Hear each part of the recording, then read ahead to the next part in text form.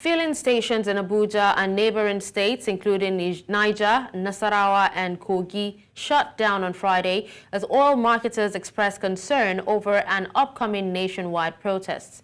Retail outlets, including those operated by the Nigerian National Petroleum Company Limited in Kubwa and several other filling stations, ceased fuel dispensing.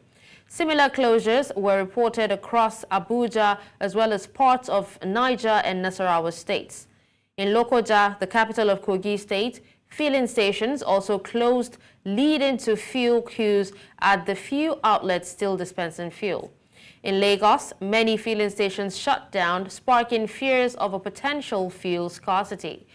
Most stations were not dispensing fuel, while the few that remained open were selling fuel at 800 naira per litre. Some oil marketers attributed the closures to fuel shortages, while others cited apprehensions about the planned protest. To discuss this, we're joined by National Industrial Relations Officer PENGASSAN, Eze Ifeanyi. Hello, Eze. Thank you for joining us at this time.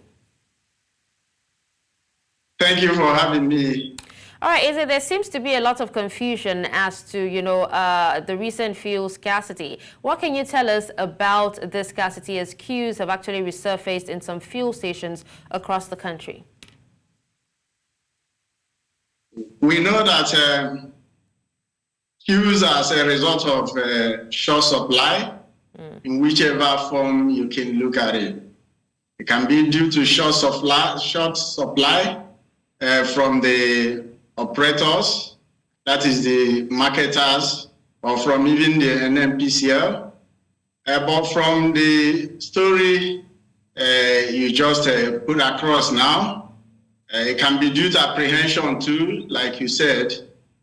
Some marketers may decide not to lift fuel now, considering the planned strike and how it's going to affect them. But we know that for quite some time now, we've been having this irregular fuel supply, which I attribute due to short supply. Of course, you know that scarcity is one of the major problems of fuel supply we have in this country. We know how agitated, passengers or people actually get anytime there's fuel scarcity. Would you advise, or is there any need to panic at the moment, or should we be expecting everything to come back to normal pretty soon?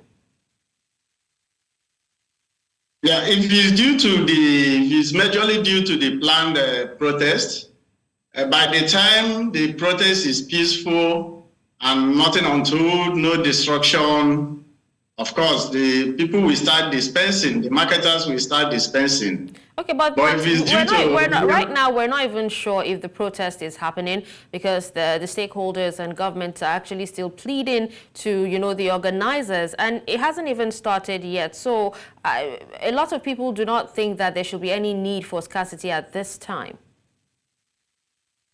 Yeah, like what you said, when people are apprehensive of a situation, they plan ahead.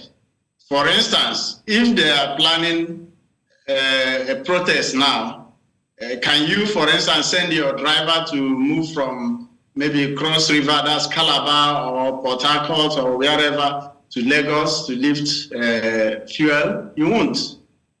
You see, so those are some of the problems associated with situations like this, the apprehension we've spoken about. So people wouldn't want to take certain risks because that it's going to spill over the period the protest will start. So you see the tanker drivers, the owners of tankers trying to keep their stuff, keep whatever they have, maintain some level of protection for their wealth or facility. So that's one reason that you see people or you see the filling stations either not selling or they've decided not to refill their stations. All right, Eze. Now, what is PENGASSAN doing to address situations like this from occurring in future? Whether it's a case of scarcity, panic buying, unforeseen circumstances as well, just like the upcoming protest. Yeah, PENGASSAN as an association involved in all these petroleum business. We have our workers in different positions and in different companies, from retailing to even production.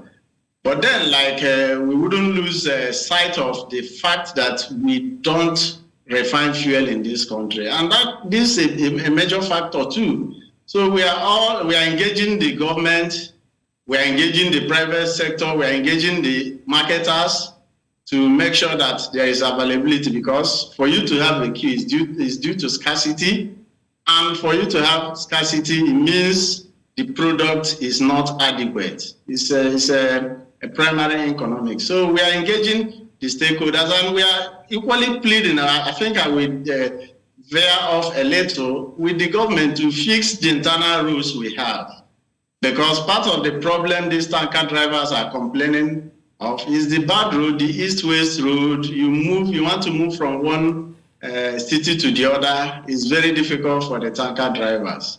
If we can look at that too, I believe that with the education of our members working in those different positions to make sure that they help the government and the public have the fuel available within their own capacity in wherever they work.